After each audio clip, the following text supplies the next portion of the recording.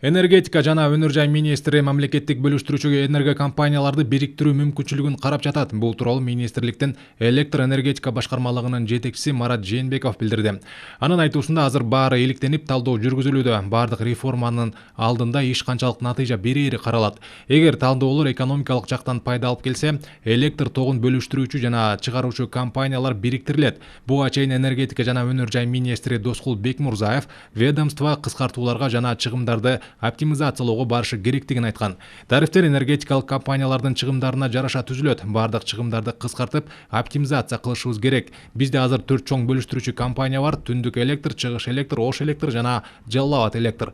Алар жада калса керектүү жабдууларын толугу менен сатып ала албайт, түшкөн каражат чыгымдарын жаппайт. Андыктан бириктирүү тууралуу кеп козголду. Мисалы, азыр бир компания жабдууну бир жерден алса, экинчиси башка жактан алат. Анан сапаты жагынан аксайт, деген Бекмурзаев. Ошондой эле ал баарын бириктирүү менен энергетика тармагында реформа жасалаарын белгилеген.